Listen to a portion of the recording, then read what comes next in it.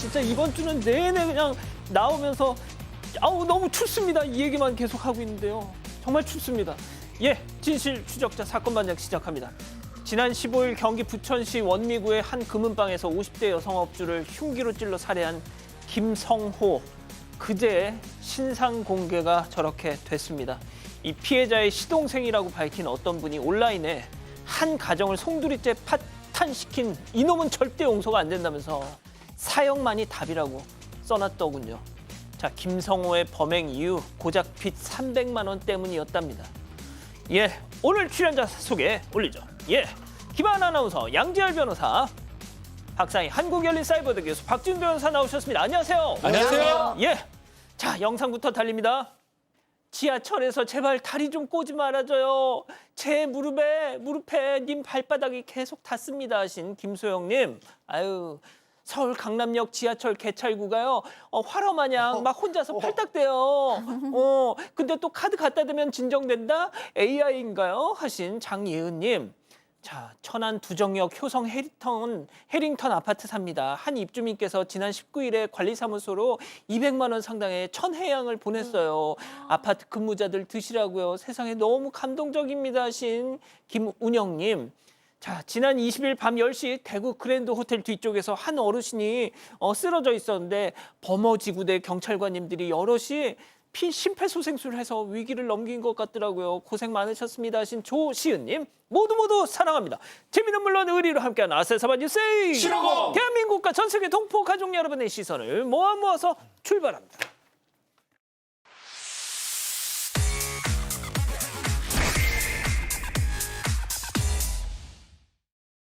첫 번째 가볼까요? 추징 금액만 200억. 자, 얼굴 천재 차은우 씨 현재 군 복무 중인데 지금 막 난리가 났습니다. 자, 관련 액수만 무려 200억 원. 도대체 무슨 200억 원? 자, 가수 겸 배우 차은우 씨가 200억 원대 탈세 의혹에 휩싸였다는 소식입니다. 그동안 차은우 씨는 차 씨의 모친이 세운 법인 그리고 차 씨의 소속사와 연예 활동 용역 계약을 맺으며 소득을 나눠 가졌던 걸로 알려졌는데요. 이에 대해서 국세청이 이 차 씨 모친의 법인이 실질적인 활동 없이 세금을 회피할 목적으로 세워진 이른바 페이퍼 컴퍼니라고 판단을 했습니다. 소득세보다 낮은 법인세 적용을 받으려고 소위 꼼수를 썼던 건데요. 국세청은 강화도에 위치한 법인 주소지가 연예 관련 사무실로 보기가 어렵고 소속사와 차별화된 용역을 제공하지도 않았다라고 설명을 하면서 차 씨에게 200억 원 이상의 세금 추징을 통보했다고 전했습니다. 통보했다. 자, 그러면 그에 대한 차은우 씨 소속사 입장은요? 일단 소속사 측에서는 이게 최종적으로 확정된 건 아니다라는 것이고요. 정말로 그 모친 이름으로 된 그 법인이 실질적으로 세금을 내야 되는 곳인지가 쟁점이 될 것이라고 했습니다. 성실하게 소명하겠다라는 입장을 밝힌 셈이고 소명 과정에서 뭐가 됐든지 간에 이 세무에 대해서 그리고 또 법적 의무에 대해서 충실하게 이행하겠다라고 했습니다. 정작 지금 차은우 씨 본인은 지난 7월에 입대해서 내년까지 군악대에서 근무를 하고 있거든요. 뭐 어떻게든 뭐 실망시키는 일이 없었으면 좋겠습니다. 그러니까요. 예, 좋습니다. 다음 이어가죠. 결국 사과 엔딩. 자, 어제 소개해드렸던 김밥 리카노 그거 기억하시죠? 서울 강남의 한 성형외과에서 배달받은 음식을 반복적으로 저렇게 환불을 해서 결국 판매 중단을 일으켰던 그 사건. 자, 파장이 커지자 결국 그 서울 강남 해당 성형외과 입장을 냈어요. 네, 사과문을 게재했습니다. 저희가 어제 소개해드렸던 소식 다시 정리를 드리면요. 배달앱에서 김밥 한 줄에 아메리카노 한 잔, 일명 김밥 리카노의 판매 가격을 50만 원으로 책정하면서 특정 성형외과의 악의적인 주문과 환불을 폭로했던 강남의 한 카페 업주 이야기였는데요. 모두 기억하실 겁니다. 이 논란이 불거지자 해당 성형외과에서 오늘 공식 홈페이지를 통해서 대표 원장 이름으로 사과문을 게재했습니다. 성형외과 측은 해당 업체 측과 소통해 사과의 뜻을 전달했고 업체 측의 입장과 요청 사항을 경청했다라면서 업체 측에 추가적인 부담이 되지 않도록 신중하게 대응하겠다고 전했습니다. 아마도 그 직원은 책임을 지고 이렇게 나가지 않았을까 저는 조심스레 짐작을 해보는데 뭐 대표 원장님은 저런 사정을 몰랐겠죠. 몰랐을 가능성도 있겠죠. 어쨌든 간에 다른 언론을 통해서 사과를 했습니다. 소속 직원의 행동으로 인해서 신뢰를 줘야 되는데 병원이 잘못됐다라고 사과를 했고요. 뭐 교육을 더 시키겠다라고 밝힌 상황인데요. 본인 이제 얘기로는 좀 더 신뢰받는 병원이 되기 위해서 노력하겠다라고 이렇게 입장을 밝힌 상황입니다. 예, 좋습니다. 예, 다음 이어가죠. 충도로 도주입니다. 첫 번째 제보 영상 만나보시죠. 쌩쌩 터널을 달리는 차량 옆 차선으로 뒤따라온 대형 트럭이 한 대 있죠. 갑자기 차선 변경하더니 자 변경할 겁니다. 하더니 꽝! 또 꽝꽝꽝꽝! 뒤로 갔다가 더 세게 꽝! 그대로 쭉 밀면서 가고 있습니다. 아니 지금 이거 뭐 범퍼카도 아니고 죽이려고 작정을 한 건가요? 아, 그러니까요. 오늘 오전에 있었던 일입니다. 인천 송도에서 청라 방면으로 출근을 하고 있던 제보자께서 제보해 주셨는데요. 저렇게 터널을 지나가고 있는데 트럭이 와가지고 무려 10번 이상 뒤에서 이렇게 충돌을 한 거예요. 그러고 도주를 했어요. 깜짝 놀랐죠. 그래서 크락션을 여러 번 울렸습니다. 그런데 뭐 사고 처리 없이 그대로 그냥 도주해 버렸다고 합니다. 만약에 놀라서 저기서 브레이크를 잡았으면 더 큰 사고로도 일어나지 않았을까 걱정이 되신다고 하고요. 현재는 저 트럭 신고한 상태입니다. 양 변호사님, 저거 거의 뭐 살인 미수 아닙니까 이거? 저건 뭐 보복운전이라고 해도 너무 심각한 상황이고요. 진짜로 무슨 스릴러 영화에서나 볼 만한 그런 장면이 현실에서 벌어진 거예요. 두 번째 제보 영상 만나보시죠. 자, 골목길을 서행하는 차량과 그 뒤로 따라가는 오토바이. 근데 차량이 갑자기 냅다 후진을 하더니 안 돼, 쿵! 도로 한가운데 쓰러진 라이더 전혀 지금 아파서 일어나질 못하는데 그런데 정작 차량은 조용합니다. 운전자 내리지도 않아요. 자, 그러더니 나 간다. 아유, 정말. 뺑소니로 보이죠. 주택가입니다. 일산에 있는 주택가인데요. 배달 기사가 오토바이를 타고 이제 택배 배달을 하려고 하는데 이런 식으로 차량이 후진하면서 친 다음에 쌩 가버리는 모습입니다. 결국은 타박상, 염자 등으로 열흘간 병원에 입원했다고 하는데 이 CCTV이기 때문에 블랙박스죠. 특정하기가 어렵지 않습니다. 결국은 가해 차주 찾아냈고요. 사과를 했어요. 예. 몰랐다라고 하는데 글쎄 이게 모를 수 있는 상황인지는 모르겠는데 어쨌든 간에 합의금으로 850만 원 정도 받았다고 합니다. 예, 좋습니다. 예, 마지막 사연으로 이어가죠. 어디서 냄새 나지 않아? 자, 집단 지성의 판단을 받아보고 싶으시다면서 제보해 주신 사연 들어보시죠. 안녕하세요. 저는 평범한 50대 주부입니다. 몇 달 전 새로 이사 온 동네에 사우나가 있어서 이틀에 한 번씩 가고 있는데요. 특히 건식 사우나가 잘 돼 있어서 꼭 마무리로 들어갔다 나오곤 합니다. 그런데 사우나에 갈 때마다 매번 마주치는 분들이 문제입니다. 매일 와서 1시간씩 건식 사우나를 이용하는 분들인데 이용하는 내내 쉴 새 없이 문을 열었다 닫았다 하질 않나, 바가지에 물을 가득 떠와서는 의자에 끼얹질 않나, 계란에 식혜까지 먹는 겁니다. 다른 사람들도 있는데 마치 본인들이 전세를 낸 것처럼 사용하니 정말 황당했는데요. 저는 그럴 때마다 차마 말은 못하고 불편한 표정만 비추곤 했습니다. 자, 그러다 어느 날 여느 때와 같이 사우나에 앉아 있었는데요.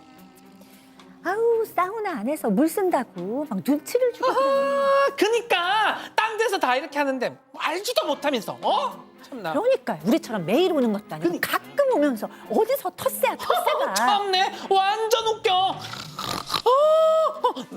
냄새 안 나? 냄새? 저 여자한테 나는 것 같아. 우리 씻어내자. 더러워라. 그렇게 냄새가 난다며 물을 뿌린 곳, 바로 제가 앉아있던 자리였습니다. 심지어 다른 날엔 아예 샤워기를 끌고 와서 제 주변에 물을 막 뿌리기까지 하더라고요. 제가 눈치를 주는 게 싫었던 건지 대놓고 저를 괴롭히는데 정말 화가 났습니다. 하지만 괜히 또 분란을 만들고 싶진 않은 마음인데요. 저는 어떻게 해야 할까요? 자, 따지고 말고 할 게 있을까마는 기다리고 기다리셨던 부처 핸즈업 타임 6천여 분의 우리 가족 여러분들 채팅창에 OX로 함께 참여해 보시죠. 먼저 사연자입니다. 아니 저기요, 여기 건식 사우나라고요. 습도가 낮아서 건식인 건데 왜 자꾸 사방에다 물을 뿌려? 그럴 거면 다른 동네 습식 사우나로 가시든가. 진짜 너무 무식하고 교양머리도 없어, 동그라미. 예, 그렇죠. 조금 늦게 드셨어요. 자, 다음 아줌마입니다. 어머머머머, 딱 보니까 새로 이사 왔나 본데 누가 누구 보고 가라 말아야. 야, 여기 우리 무궁화의 아지트야. 이거 왜 이래? 그리고 건식하면서 습식 효과도 내면 좋은 거지. 웃겨, X. 박 변호사님. 자, 이게 뭐 누구 잘못 그 따질 필요는 없을 것 같은데 저는 한 가지는 좀 말씀드리고 싶은 게 지금 이 제보자 고민은 이거를 어떻게 좀 말해야 되나 말아야 돼 이 고민 같거든요. 근데 말하면 질 것 같아요. 약간 분명히 잘못하신 거 없고 상대 아줌마들이 잘못한 거 맞는데요. 그럼에도 불구하고 그냥 피하시는 게 어떨까 이 생각을 좀 해봅니다. 문제 제기했다가는 많은 고초를 겪을 것 같아요. 아, 그렇군요. 네. 자, 교수님, 저희가 이런 사우나 여자 목욕탕에서의 에피소드 지금 한 2번째 정도 전해드리는 것 같은데 네. 이런 일이 좀 있나 봐요. 그러니까요. 제가 조금 늦게 된 이유는 다른 분들 다 여자 사우나 안 가보셨잖아요. 맞습니다. 그런데 그래서 그랬구나. 네, 제가 약간 그 갈등이 살짝 있었어요. 왜냐하면 이 건식 사우나에서 저렇게 뭐 젖은 수건을 가져와서 까신다거나 아니면 물을 좀 가져와서 너무 뜨거우니까 조금 이렇게 뿌려가면서 계시는 분들이 많거든요. 꽤 종종 있어요. 뭐 계란에 식혜까지 먹지는 않아요. 그런데 문도 이제 너무 답답하거나 그럼 좀 열어놓으시는 분도 있고 그럼 좀 다음 분은 문 열지 마세요 하고 또 닫고 좀 이따 딴 분이 오셔서 또 열고 그러니까 이게 약간 그 비율이 상당히 뭐 1대 0이 아니에요. 그러다 보니까 제가 그냥 저도 약간 그냥 피해 가시는 게 좋지 않을까 하는 생각이 들더라고요. 우리가 모르는 여탕의 그 모습을. 예. 아니 뭐 그래도 좀 적정선이라는 게 있잖아요. 지금 말씀하신 것보다 한참 도를 넘어버린 것 같기도 하고 아니 무슨 저 뭐 조직폭력배 나오는 영화 보면 그 문신한 그 아저씨들이 앉아 있는 그런 것도 아니고 게다가 저는 크게 걱정이 안 되는 게 저 정도를 20명도 아니고 2명이 일으키고 있다. 저는 장담한데 이 제보자분이 거기서 항의를 시작하잖아요. 예. 주변에서 도와줄 겁니다. 아마 눈살 찌푸리고 있는데 누군가 나서주기만 기다리는 분들이 반드시 있을 겁니다. 한판 붙으세요. 그렇군요. 참고로 우리 양지열 선배는 변호사님입니다. 제가 뭐 몸을 써서 붙으라는 얘기는 아니에요. 오해하지 마세요. 예. 자, 김하나 아나운서. 아니 저도 이거는 그냥 상식적으로 말이 안 되는 얘기라고 생각을 하긴 했는데 근데 그 우리 가족분들의 댓글을 보니까 사우나에서 이런 일들이 좀 흔한 일인가 봐요. 진짜? 왜냐면 닭띠부인님께서도 저런 패거리들이 있어요. 저는 꼴배기 싫어서 제가 옮겼어요라고 말씀 주셨고요. 가든 스노우님도 사우나도 텃세 많아요. 저희 엄마가 그러시더라고요라고 말씀을 주셨습니다. 대부분의 가족분들이 직접 얘기하기보다는 이 관리자를 통해서 얘기를 하라는 제안을 주셨어요. 그렇군요. 예, 제보 메일, 제보 카톡 많은 연락 주시고요. 잠시 후 돌아옵니다. 채널 고정 리모컨 Don't touch. Here for your trip? 호텔에서 말이야. 누군가는 프로포즈를 주고받았대. 나는 어떤 방을 만나게 될까? 어디라도 걱정 없이 트립. 호텔 최저가 보장제 24시 고객센터. 호텔 예약도 트립닷컴. It could have stopped there. A perfect black espresso. Well, not quite. Since 1986, you've been our greatest inspiration to make coffee your way. Because when you love something, you push it forward. Nespresso. 위 건강이 필요한 순간은 매 순간. 위 건강이 필요한 매 순간. 위 건강엔 메스틱. 대한민국 넘버원 메스틱. 역시 프롬바이오. Here for your trip? 호텔에서 말이야. 누군가는 첫 관객이 생겼대. 나는 어떤 방을 만나게 될까? 어디라도 걱정 없이 트립. 호텔 최저가 보장제 24시 고객센터. 호텔 예약도 트립닷컴.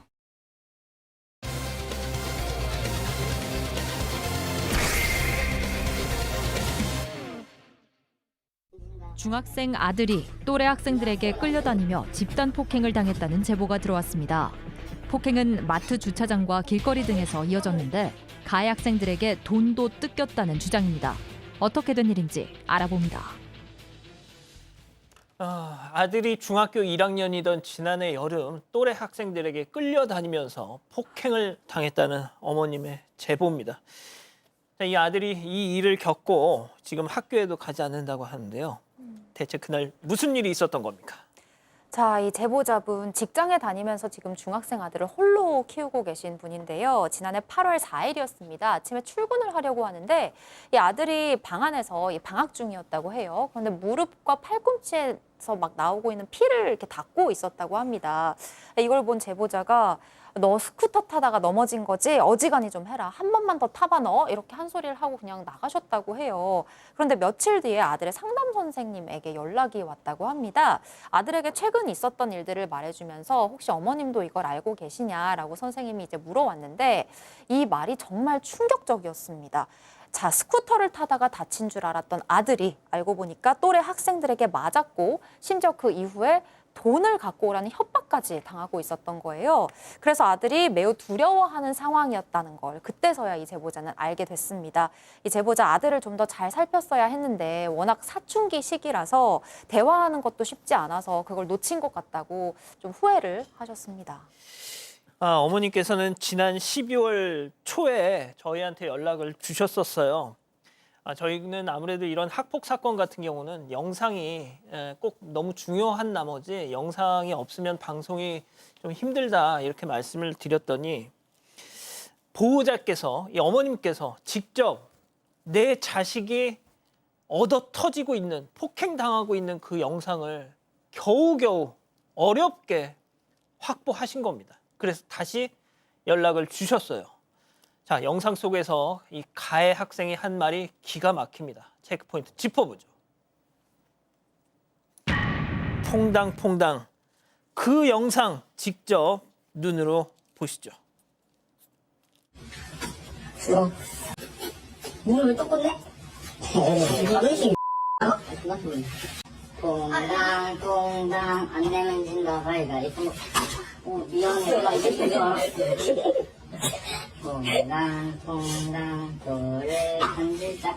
미안해 내가 이긴 줄 알았어.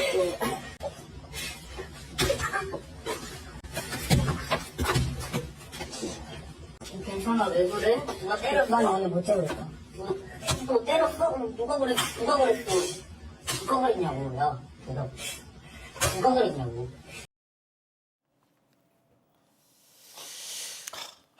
자, 교수님, 그러니까 저게 그거잖아요. 보통 저걸 그냥 게임으로 하면 네. 이기면 내가 때리는 거고, 네. 지면 자기가 맞는 거잖아요. 자, 근데 보신 거 이겨도 지가 때리고 저도 지가 때립니다. 네, 때리면서 이제 뭐 조롱도 하고 있죠. 누가 그랬어, 누가 그랬어? 뭐 이러면서 저 영상 보신 어머님 마음 엄청 아프셨을 것 같고, 네, 이 학생도 너무 이제 충격 받았을 것 같습니다. 일단 좀 설명을 드릴게요. 제보자 아들에 따르면 휴대전화를 잃어버린 적이 있는데 한 학년 위에 형이 공기계를 하나 주면서 이걸 사용하라 그랬대요. 그래서 그걸 사용하고 있었다고 합니다. 그런데 바로 폭력이 있었던 그날 그 형이 너 왜 내 휴대전화 쓰냐? 잠깐 나와봐. 이렇게 얘기를 했다라는 거예요. 선배가 부르니까 안 나갈 수가 없었대요. 그래서 나가서 그 형한테 줬는데 그 형이 왜 자신의 휴대전화를 무단으로 사용하면서 이제 뺨을 때렸어요. 그런데 이제 그 옆에 있던 동네 친구, 이 동네 친구도 바로 저 지금 영상 속에 있는 저 아이입니다. 그 휴대전화 사진첩에 왜 내 사진 있느냐고 하면서 뺨과 복부를 수차례 때렸대요. 그런데 이 동네 친구라는 저 친구 영상을 찍은 적도 없고 어디 돌린 적도 없기 때문에 내가 찍지도 않았고 저장하지도 않고 올린 적도 없어 라고 얘기했지만 뭐 그래도 때렸다고 합니다. 그런데 이 제보하신 어머니께서는 저 동네 친구라는 애는 이 어머니한테 이모 그렇게 불렀다라는 애인 거예요. 그런데다가 이 아들한테 저 친구하고 맛있는 거 먹어라 그러고 용돈을 주신 적도 있대요. 그렇기 때문에 더욱더 괘씸하다고 전하셨습니다. 자, 영상에 담긴 거 퐁당퐁당 퍽퍽 이거 일부에 불과합니다.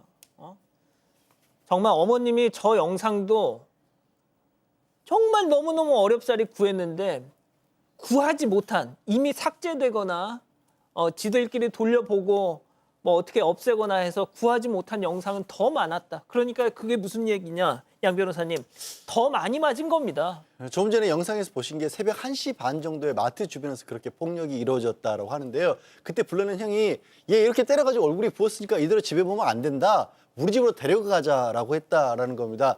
그렇게 데리고 가는데 사실은 그게 2차전 하자는 식으로 끌고 갔다라는 거예요. 가서 또 때리겠다라는 거죠. 택시 안에서도 그래서 폭행이 있었다라는 거고, 그 형네 집이란 데에 갔더니 또 다른 형이 기다리고 있었는데 그 또 다른 형은 그 휴대폰을 보더니 야, 왜 DM에 내 이름이 언급돼 있어라고 하면서 때렸다는데 그 또 다른 형이라는 그 학생은 복싱하는 학생이었대요.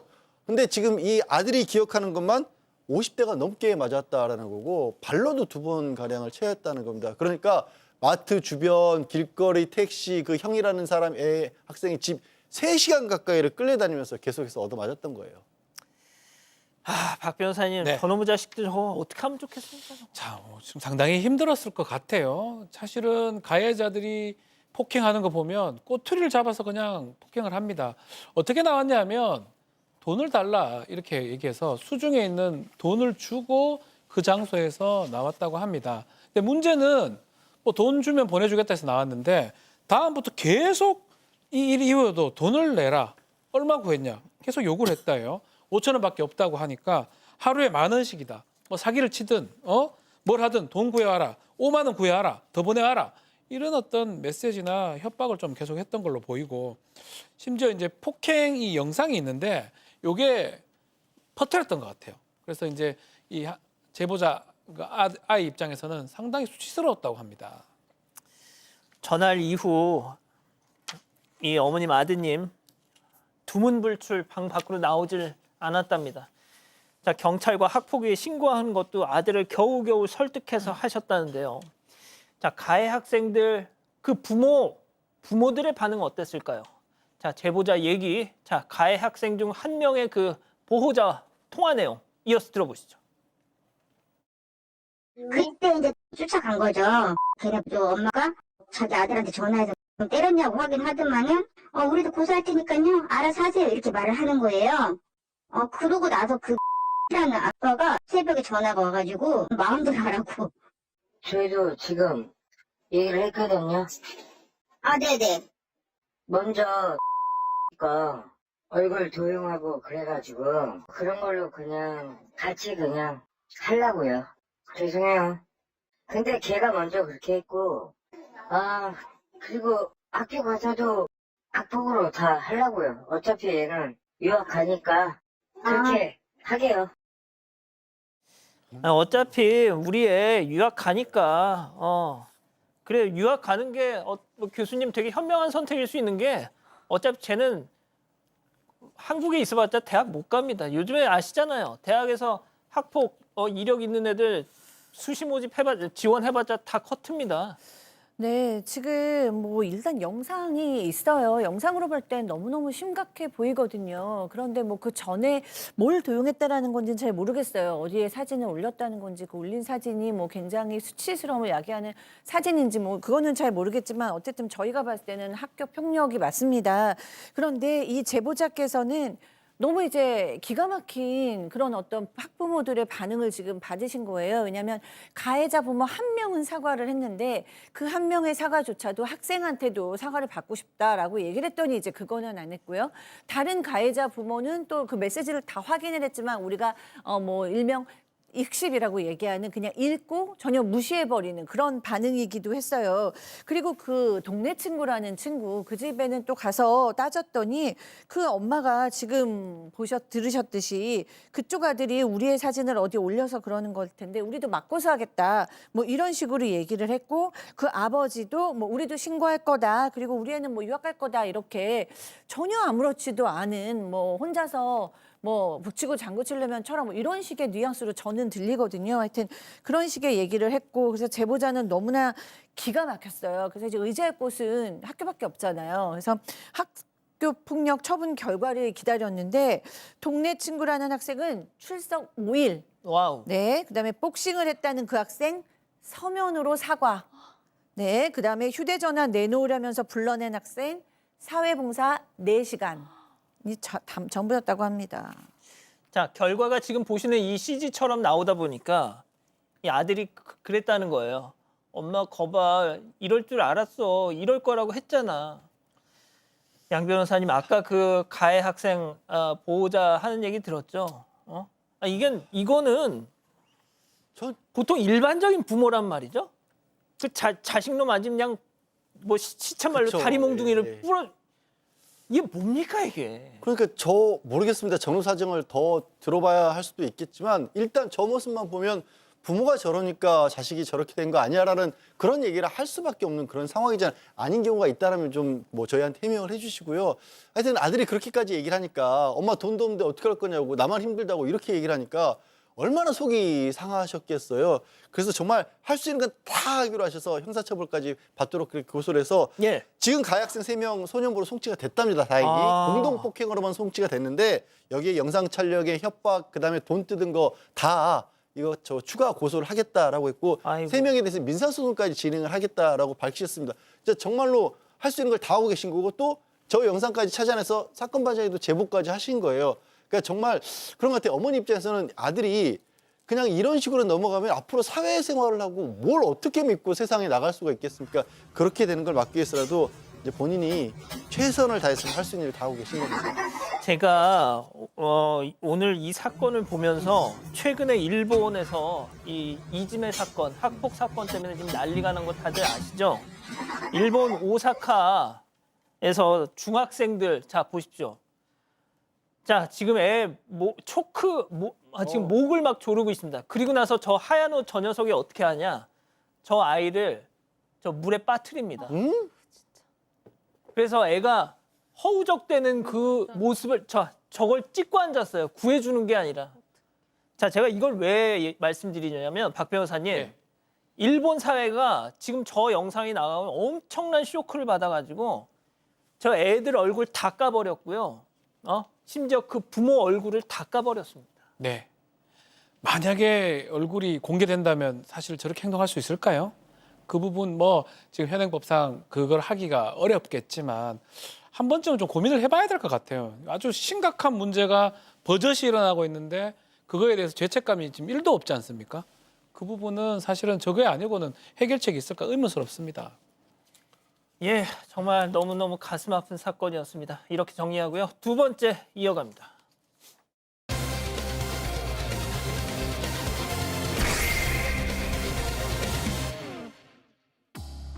사업차 만난 한국 여성에게 성폭행 가해자로 고소를 당했다는 외국인 남성의 제보가 들어왔습니다. 사건은 불송치됐는데 제보자가 직접 증거 사진과 CCTV를 확보하지 않았다면 처벌을 피하기 어려웠을 거라는 주장입니다. 무슨 일이 있었던 건지 알아봅니다. 지난해 여름 알게 된 한 여성 때문에 그야말로 악몽 같은 시간을 보냈다는 외국인 남성의 제보입니다. 자, 박 변호사님, 두 사람 어떻게 만난 겁니까? 자, 이 제보자 부산에서 수년째 거주하고 있는 외국인 남성이고요. 일 관련 미팅으로 한국인 여성을 만났습니다. 급격히 친해졌어요. 만난 지 3일 만에 그 집에서 제보자 집에서 성관계를 갖게 됐고요. 다만 이제 피임에 좀 문제가 발생해서 좀 큰일 났다고 하니까 이 제보자 주장에 따르면 여성이 내가 알아서 뭐 사후 피임을 하겠다라고 얘기를 해서 별다른 갈등 없이 넘어갔다고 합니다. 다음 날에도 등산도 가고요. 해수욕장도 가면서 데이트를 이어가면서 좋은 시간을 보냈다고 하는데 또 여자는 서울에 거주를 하니까 서울로 기차 타고 올라갔고 서울, 부산에서 다시 보자라고 연락하면서 만나기로 약속을 했던 것입니다. 자, 이때까지만 해도 제보자 외국인 남성은 내가 저 친구랑 뭐 좋은 만남을 가지겠구나 생각했대요. 하지만 여성의 태도 급격히 변하면서 문제가 시작됐답니다. 얘기 들어보시죠. Actually, after less than 1 minute, she casually threw the word rape in this phone call as if it is what had happened. 43 minutes, I heard the worst, most horrible things that I've ever heard. She said that if she's pregnant, she will have the baby and she will abandon it to my door. She said that I'm so dumb that I should kill myself. She also said that if she wants, she can ruin my life in Korea. 또 만나자 약속까지 했는데 갑자기 태도가 바뀌었다? 그러니까 좀 정리를 하면 그날 만남을 갖고 관계를 갖고 기차 타고 서울로 가서 메시지를 보냈는데 너무 고마웠다, 좋은 시간 보냈다, 그다음에 잠 잘 자길 바라라, 잘 도착했다 이렇게 메시지를 보냈다라고 합니다. 그래서 당연히 제보자분도 다정하게 답장을 보냈고요. 그러다가 이렇게 대화를 이어가는 가운데서 그 사후 피임 이야기 얘기를 꺼냈더니 갑자기 여성이 마음 바꿨는데 임신하면 아이 낳을 거다라고 하면서 네 행동에 책임을 져라. 아빠 될 생각이 없었으면 왜 여자를 집에 들어갔냐. 이런 식으로 얘기를 했다라는 거예요. 전화를 시도를 했는데 처음에는 거부를 하다가 다음 날 통화를 했더니 얘기가 그런 거예요. 이제는 성폭행한 거 아니냐. 임신하면 아이 낳을 거고 나와서 집 문 밖에 가져다 놓을 거다. 너 죽어버려라는 식으로까지 얘기를 했다라는 거예요. 너무 정말 당황스러운 상황이어서 아니 아직 임신을 한 거 아니지 않느냐라고 했더니 경찰에 가겠다. 법정에서 보자. 이러고 전화를 끊었다는 겁니다. 자, 그 이후로 연락이 끊겼는데 한 달쯤 지나서 뜻밖의 연락이 띠리링. 자, 한 달 뒤에 이 제보자 여성이 자신을 성폭행으로 고소를 했다는 사실을 알게 됐습니다. 그러니까 알고 보니까 이 여성이 제보자랑 통화를 하고 바로 그 다음 날에 경찰에 고소장을 제출했던 거예요. 지금 보여드리는 서류가 여성이 직접 작성한 고소장인데요. 일단 필적으로 신상이 노출될 수 있어서 저희가 이렇게 보여드린다는 점 먼저 양해를 좀 부탁드립니다. 내용을 살펴보면요. 술을 과도하게 먹여 만취를 유도했으며 집으로 가자는 제안에 거절했으나 술을 더 먹여 집으로 데려갔고 원치 않는 성관계를 갖게 했는데 책임을 회피하고 있다. 성폭행 사건으로 고소한다. 여성이 이렇게 적었고요. 또 고소장에는 출국 금지 검토라는 문구가 함께 쓰여 있었습니다. 자, 그런데 문제는 제보자가 지금 자신이 성폭행으로 고소당했다는 사실을 한 달이 지나고 나서 전달을 받은 거잖아요. 이걸 알고 급하게 반박 증거를 찾으려고 시작을 막 했는데 그 사이에 여성과 함께 방문했던 장소들이 CCTV 영상들이 대부분 삭제가 돼서 그 증거를 확보하는데 큰 어려움을 겪었다고 합니다. 특히 여성과 성관계를 가진 다음 날 두 사람이 함께 집 밖으로 나가는 CCTV 영상이 있었다면 강제성이 없었다는 걸 좀 입증하기 쉬웠을 텐데 이 영상 역시 이미 지워진 상태라서 구할 수가 없었다고 해요. 자, 들으신 것처럼 증거가 다 없어졌습니다. 자, 그런데 예상치 못한 증거가 딱 나왔습니다. 체크포인트 짚어보죠. 스마일. 자, 제보자 얘기 이어서 들어보시죠.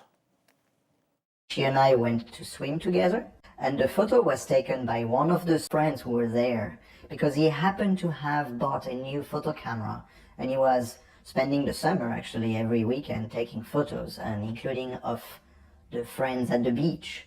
And so he took a photos of us, my accuser and I, and we just looked like a cute couple who had a swim together and are now resting on the sand.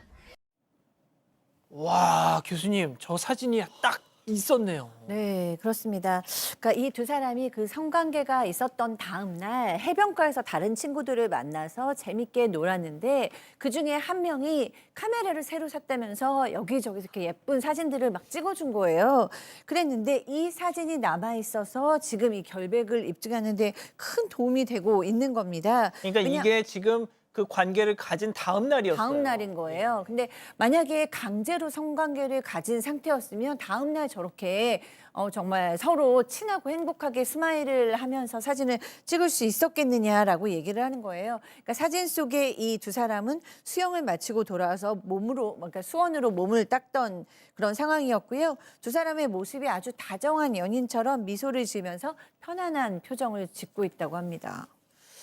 자, 여기에 CCTV 하나가 더 추가가 됩니다. 어쩌면 천만다행인 증거죠. 사실 이런 사건은 본인이 입증을 해야 됩니다. 맞아요. 대부분의 CCTV는 시간이 흘렀기 때문에 삭제가 돼서 없었는데 하나의 CCTV를 찾았습니다.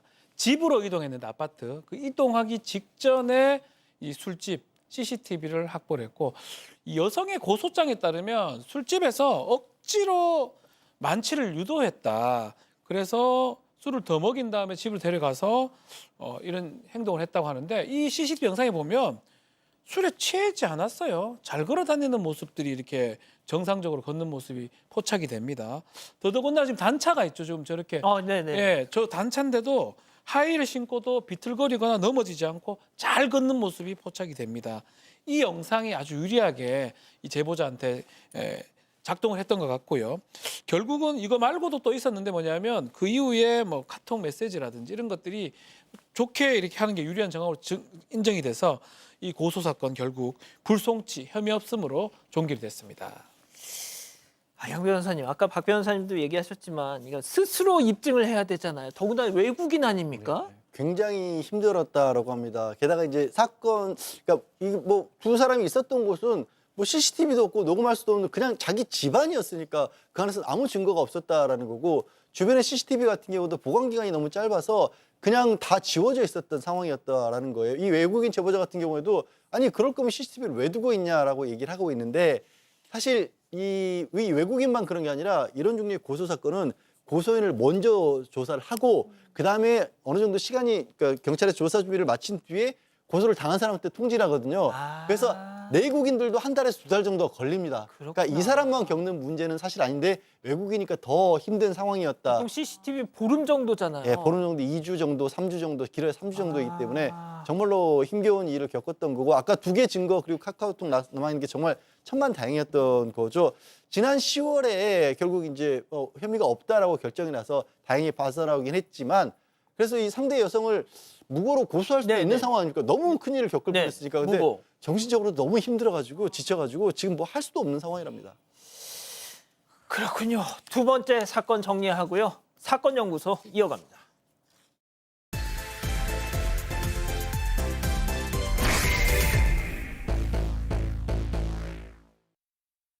예, 오늘은 끔찍한 살인 사건 뒤에 숨겨진 설계자에 대한 얘기입니다. 3년 전 서울 영등포의 한 건물에서 시작됐습니다, 교수님. 네, 그렇습니다. 2023년 11월 12일에 영등포의 한 건물에서 80대 건물주가 흉기에 찔려서 살해를 당했습니다.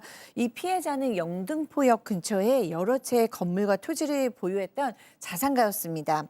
경찰은 인근 건물에서 주차 관리인으로 일하던 30대 남성 김 씨를 범인으로 특정을 했습니다. 그러니까 조사 결과 김 씨는 CCTV의 사각지대인 비상통로로 도주한 후에 자신이 일하던 주차장에서 일상 업무를 이어갔어요. 이후에 인근 모텔로 가서 옷을 갈아입고 용산역에서 KTX를 타고 도주했습니다. 그러나 같은 날 강릉역에서 긴급 체포를 당했어요. 김 씨는 왜 살해를 했냐라는 경찰 조사의 질문에 피해자가 나를 무시해서 살해했다라고 진술했습니다.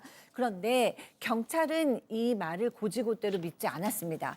왜냐하면 이 김 씨가 지적장애 2급, IQ가 47 정도였어요. 그러니까 이렇게 계획적으로 살해를 하고 비상통로를 이용해서 도망가고 KTX를 그다음 예매해서 도망가고 이런 어떤 구체적인 계획 범죄를 하기 어렵다고 판단한 겁니다.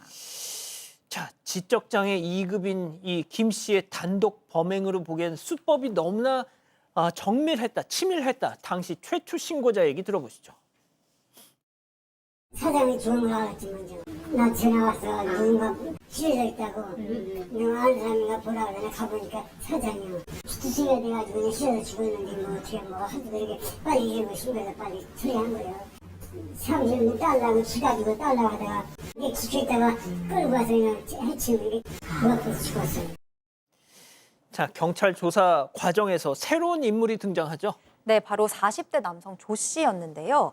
이 조 씨는 80대 피해자가 소유한 주차장 부지를 임차한 인물이자 김 씨가 범행 후에 들렸던 모텔의 주인이었습니다. 그리고 주차관리원으로 일하던 김 씨의 고용주이기도 했습니다. 자, 이 새로운 인물 조 씨 수상한 점들이 몇 가지 있었는데요. 먼저 이 경찰이 김 씨의 도주 경로를 확인하기 위해서 제일 먼저 조 씨에게 CCTV 자료 제출을 요청했는데 조 씨 며칠 주기로 자동 삭제된다면서 협조를 거부했고요. 결국 CCTV를 확보했지만 이미 삭제가 된 상태였습니다. 그리고 이후에 조 씨가 내가 직접 영상을 삭제했다는 걸 시인했습니다. 자, 그리고 또 조 씨 소유의 모텔 내부에서 피해자의 혈흔이 발견이 됐는데요. 이에 대해서 조 씨는 손님을 받아야 해서 지웠다 이렇게 주장을 했습니다. 보통은 이렇게 혈흔이 있으면 남겨둬야 하잖아요. 그리고 얼마 안 가서 이 살인범 김 씨가 경찰에 결정적인 진술을 내놓는데요. 어떤요? 자, 바로 사실은 고용주 조 씨의 지시를 받고 이 피해자를 살해했다라는 진술이었습니다. 자, 그러니까 조 씨가 배후고 김 씨는 킬러다. 야, 80대 건물주 죽여. 뭐 이랬다는 거예요? 쉽게 말하면 살인 교사, 살인 정범 뭐 이렇게 볼 수 있는 거죠. 그래서 당연히 두 사람의 구속영장을 신청을 했는데 이제 직접 한 김 씨의 진술이 좀 이상하고 오락가락하다 보니까 그걸 시켰던 교사범 조 씨에 대한 구속영장도 기각이 돼버렸습니다. 그러면서 이 조 씨 한 언론 인터뷰에서 떳떳하다. 내가 뭐 그 CCTV 씌울 정도로 뭐 바본 줄 아냐 이런 큰 소리 치기도 했고요. 김 씨가 이제 살인 동기가 없었다면 조 씨, 시켰던 조 씨는 다만 살인 동기가 뭔가 있어 보입니다. 어떤요? 그게 뭐냐면 피해자하고 두 사람의 관계가 좀 있었는데요. 평소에 재개발 사업을 둘러싸고 금전 갈등을 좀 겪고 있었어요. 예컨대 그 감정평가액이 250억에서 300억 정도, 한 50억 정도 올려주겠다고 하면서 대가로 한 30%인 15억을 수수료를 요구를 했다고 합니다. 이게 좀 문제가 됐고 피해자가 이걸 거부를 하니까 사건 발생 전날에 목격자 진술에 따르면 피해자하고 조 씨하고 다투었다고 해요. 그러니까 피해자가 조 씨한테 너는 조합장 하면 안 되겠다. 고함을 질렀다는 뭐 목격자 진술도 있습니다. 너는 재개발 조합장을 하면 안 돼 이놈아 막 이러면서 막 그 교사범 조 씨를 막 그 80대 건물주 지금은 당신 고인이 된 피해자가 막 그렇게 타박을 했다는 거죠. 자, 만약 이 조 씨가 교사범이었다면 왜 본인이 직접 하든가 왜 이렇게 했을까요? 하필이면 그 김 씨를. 일단 조 씨와 김 씨의 관계를 좀 이해를 하셔야 되는데 이 김 씨라는 인물이 평소에 폭력적이라서 주변하고 자주 충돌이 있었는데 유독 조 씨에게는 굉장히 깍듯했다라고 합니다. 이유가 뭐냐면 이 김 씨가 지적장애도 있는데 뭔가 그 가정에서 안 좋은 일을 겪어서 가출을 해서 노숙을 하고 있었답니다. 그런데 그런 김 씨를 데려다가 조 씨가 자기 주차장 일을 맡기고 주차장 사무실에서 자게 한 거예요. 그렇다고 해서 아주 잘 대준 게 전혀 아닌 게 이제 장애가 있으니까 장애 수당이 나올 거 아니에요. 장애 수당 가로채고 월급은 안 주고 심지어 폭행도 했었던 거예요. 그러니까 경제적으로 착취하고 폭행까지 하면서도 또 뭐라고 얘기를 하냐면 그 장애 수당 그 장애가 있는 그 김 씨한테 내가 너의 아빠이고 형이다. 나의 마음은 내 속마음은 너에 대한 사랑으로 가득하다. 그러니까 정말 가스라이팅을 시켰던 겁니다. 그렇게 심적으로 완전히 지배한 상태의 지배하에 김 씨를 두고 있었던 겁니다. 자, 사실상 그냥 범행 도구로 키워낸 거잖아요. 네, 정말 딱 그 말이 맞습니다. 범행 도구로 썼습니다. 이 조 씨, 김 씨에게 피해자가 네 여자친구와 성관계를 했다. 널 보고 바보라고 욕을 했다. 거짓말을 하면서 적대감을 갖게 만들었고요. 김 씨에게 피해자를 죽이면 너 결혼시켜줄게. 그리고 1,000만 원도 줄게. 라면서 범행을 직접 지시했습니다. 이후에는 김 씨에게 흉기를 휘두르는 연습을 시키는가 하면 피해자의 동선 또 피해자가 만나는 사람들까지 보고하도록 시켰고요. 특히 조 씨는 살해할 때 혈흔이 튈 수 있다면서 복면이나 우비 같은 이 범행에 필요한 물품들까지 미리 사도록 지시하기까지 했습니다. 자, 그리고 범행 사흘 전 조 씨는 김 씨에게 인근 CCTV 카메라 방향을 돌리도록 지시를 한 뒤 이렇게 말합니다. 범행 당일에 혹시라도 피해자가 녹음을 하고 있을 수도 있으니 말을 하지 말고 바로 범행해라. 이렇게 말했습니다.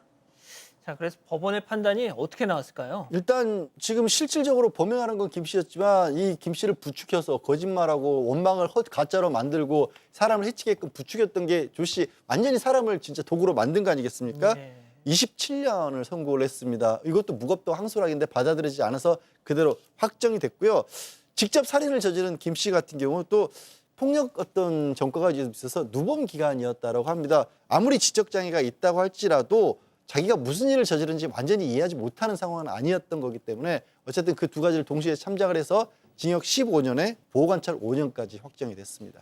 아, 교수님 참 가스라이팅 저희가 뭐 자주 얘기는 합니다만 정말 이런 살인 무기로도 키워질 수 있는 거군요. 그렇죠. 가장 이제 약점을 알고 있었던 것 같습니다. 그 약점이 이제 관계인데 너무 외로운 자인 거죠. 어렸을 때 지적장애가 있는데 집에서 가출해서 길거리에서 혼자서 살고 있었기 때문에 나는 너의 형이고 아버지다. 그런 가족 같은 마음을 심었던 겁니다. 뭐 진실은 전혀 그렇지가 않겠죠. 이렇게 가스라이팅, 세뇌에 가까운 가스라이팅을 해서 결국 살인을 시키고 말았습니다. 계획과 명령은 강자가 했고 그다음에 실행과 그다음에 이제 폭력과 책임은 또 약자가 져야 되는데 그럼 어쨌든 둘 다 살인자였던 것이죠. 아, 예. 정말 안타까운 사건이네요. 사건 연구소 이렇게 정리하고요. 글로벌 픽 이어갑니다.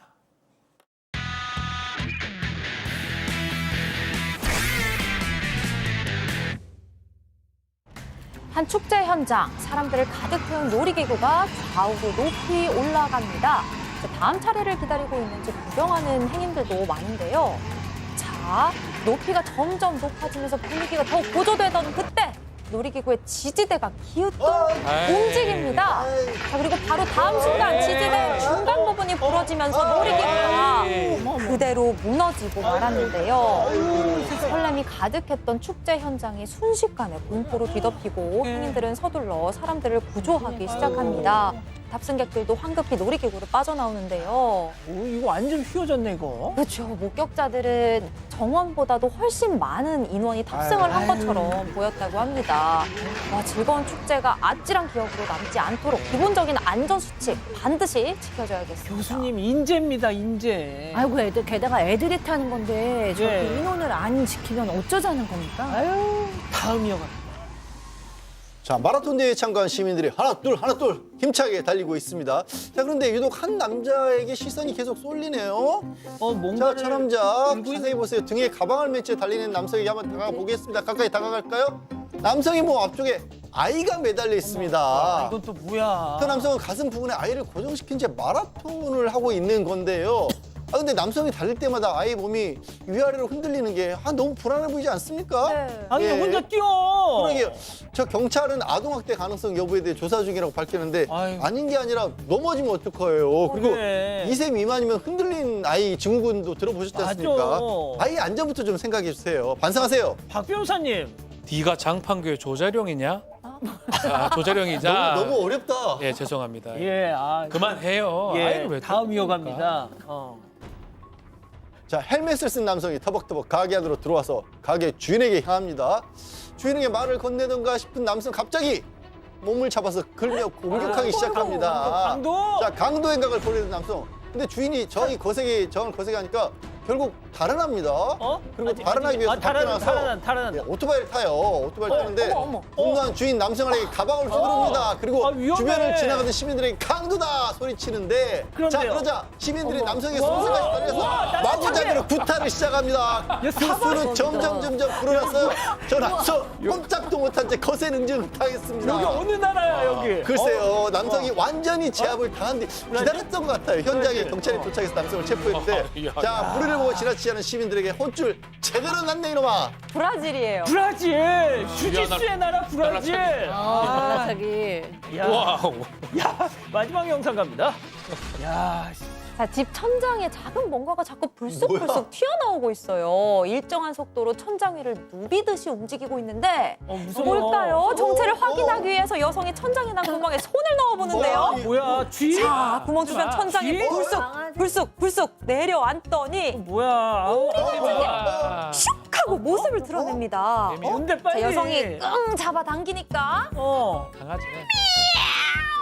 고양이 한 마리가 저렇게 튀어나옵니다. 뭐야, 너 왜 거기서 나와? 잡혀서 심기가 좀 불편해 보이는데요. 천장 속이 아무래도 마음에 들었나 봐요.